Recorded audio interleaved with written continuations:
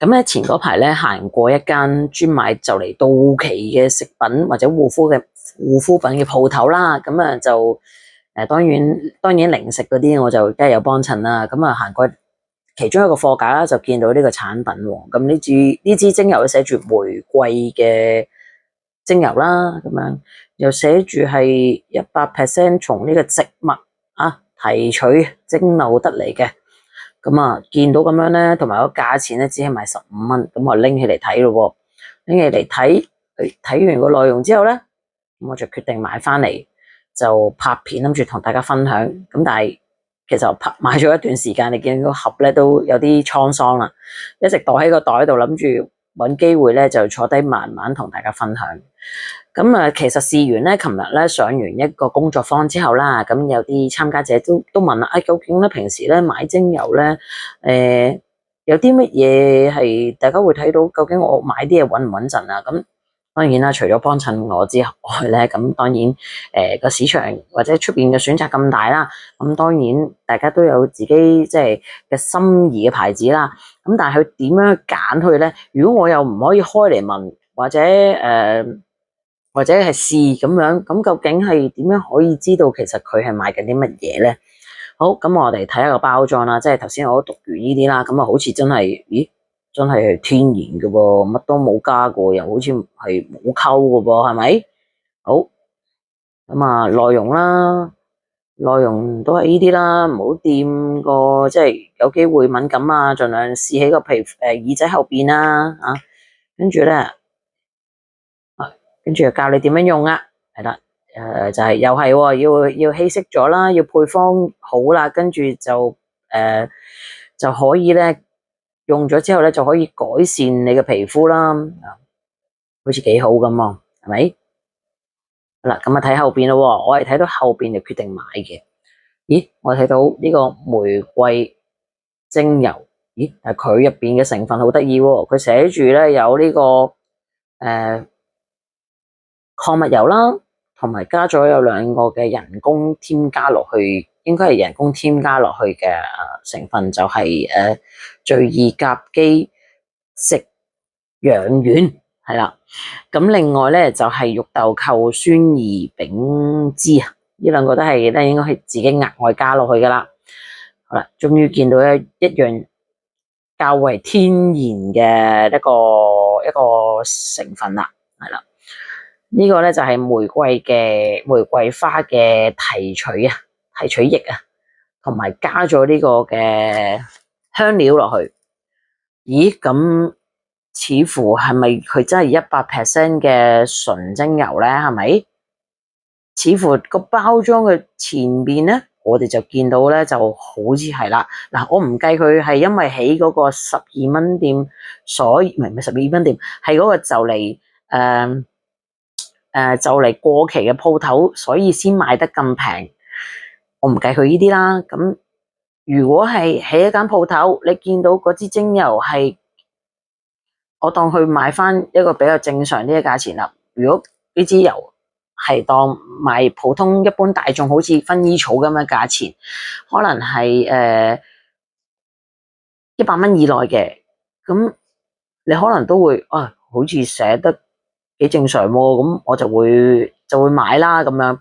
咁但係咧，當你見到之後咧，你會發現咧，其實咧佢唔係一個純精油，你就會見到咧佢係一個加咗落去，一個人工製成嘅嘢嚟嘅。你只會見到咧喺玫瑰提取液嗰度咧較為天然嘅。咁佢雖然都係提煉出一啲有玫瑰花味，其實我聞過嘅支油係幾香，同埋唔太刺鼻嘅，即係唔覺得佢係完全係化學嘅。但係問題咧就係呢個所謂佢寫住 essential oil， 但係佢原來咧佢真係唔係天然，完全同精油係冇扯唔上關係嘅，佢係仲要用咗礦物油添。咁啊，礦物油仲要加咗嗰兩個成分，咁嗰兩個人工添加嘅成分係啲咩嚟嘅咧？係其實咧好多時會出現喺一啲護膚品度嘅，佢係會增加嗰個潤滑度，個產品嘅潤滑度啦，同埋佢會幫助皮膚吸收嘅。咁因為其實礦物油咧個分子比較大，其實皮膚咧係好難吸收嘅，所以有陣時啲礦物油嘅產品係好容易堵塞皮膚，堵塞呢個毛孔。咁啊加咗落去咧，就會加快個油嘅吸收啊。佢嘅資料其實係真係，如果對芳療完全係冇乜認識嘅人咧，就會中咗計啦。啊，以為玫瑰精油原來咁平嘅咁樣，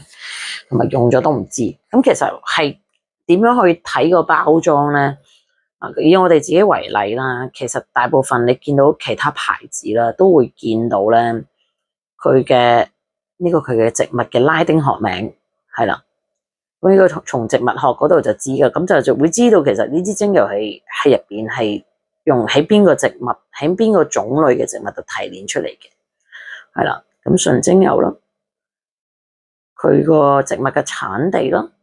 係啦。咁你就會見到，其實呢支就純精油，你拎起其他牌子，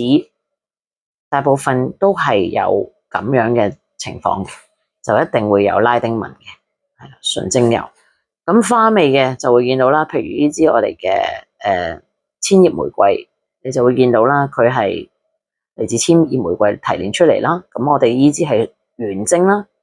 ，Absolute 嘅 oil 啦，係啦。咁係提取方法嘅問題，係啦。咁你會見到係會咁嘅狀況。咁原因咧係我都講啦，坊間當然好多好好嘅牌子啦，都會好齊呢啲資料，甚至乎再齊啲嘅都有添。咁但係亦都有啲牌子咧係只係寫咗個譬如佢係薰衣草，佢就淨係寫薰衣草，其實佢又冇寫個薰衣草嘅種類。譬如係尤加利，其實尤加利有分檸檬尤加利、澳洲尤加利同埋南膠尤加利噶嘛，佢係喺唔同嘅植物提煉出嚟，佢入邊嘅植物嘅化學成分咧亦都唔同嘅，佢嘅功效亦都唔同，佢用嘅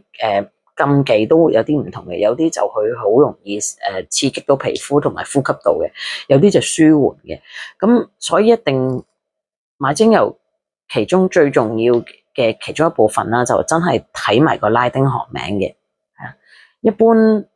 網上咧而家都易啲嘅啦，以前就冇辦法啦，而家一般咧網上咧都會呢個維基咧都會出得好好嘅，佢嘅植物嘅資料都會出得好好，咁大概你都知道係用緊啲乜嘢咯。咁所以呢個係其中一個重要嘅。如果我哋真係試唔到啦，咁起碼都要知道咧，你呢個精油係出自邊種植物嘅。咁呢個好重要㗎。咁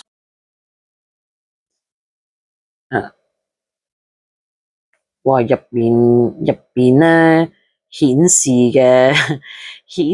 化學成分仲多咗喎，添加劑有丁二醇啦，仲有呢個咧，等先我呢個中文係乜嘢？丁二醇係可以增加個保濕度嘅，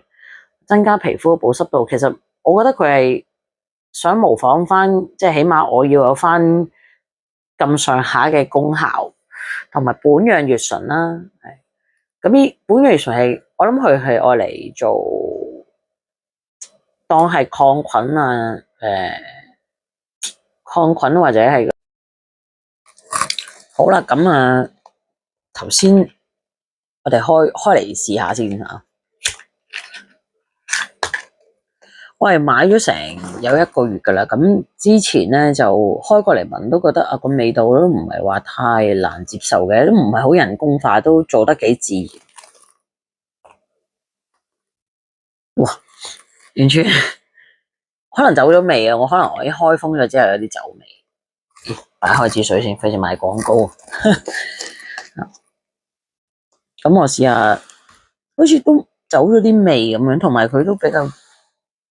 較完全唔係油嚟嘅，你睇下，白色嘅礦物油嚟嘅。哇！哦，嗯，大鑊啊真係，唉，我要抹一抹先。佢就係白色嘅，佢完全唔係好似 baby oil，baby oil 係就係一啲礦物油嚟噶嘛，佢直頭哇完全係嗰種感覺咯，同埋你見到佢冇入到冇話俾皮膚吸收啊，佢因為有礦物油。好咁啊，我頭先咧大概咧睇到呢個牌子啦，咁啊，我喺某大祖國一個祖國某大一個咧專做一個出口批發嘅網站啦，嗰度見到一個產品嘅價錢，咁啊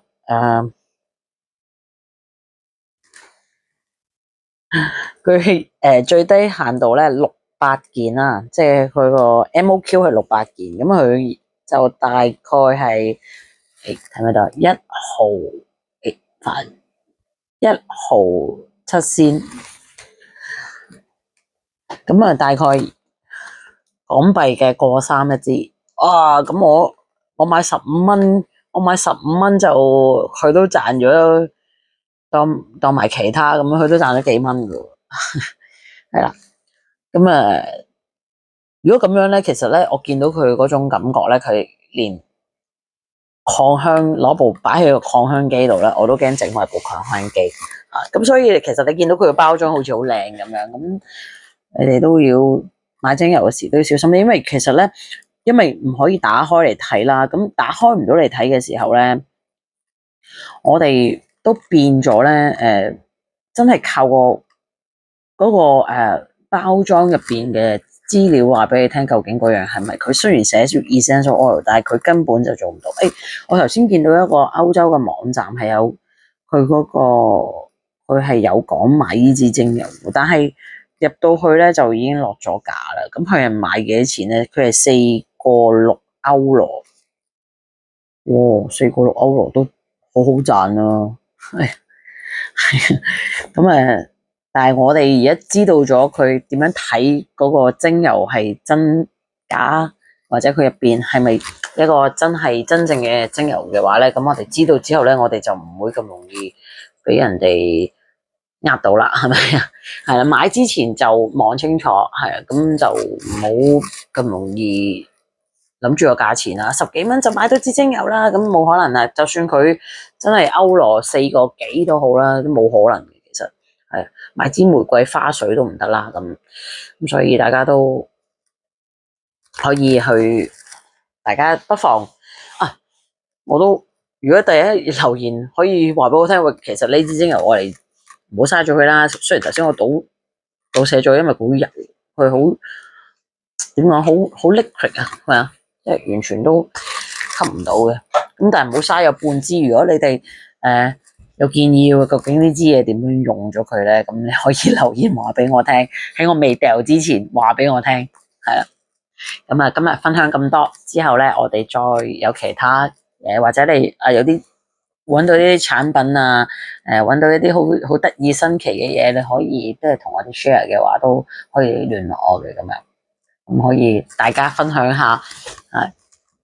好，拜拜。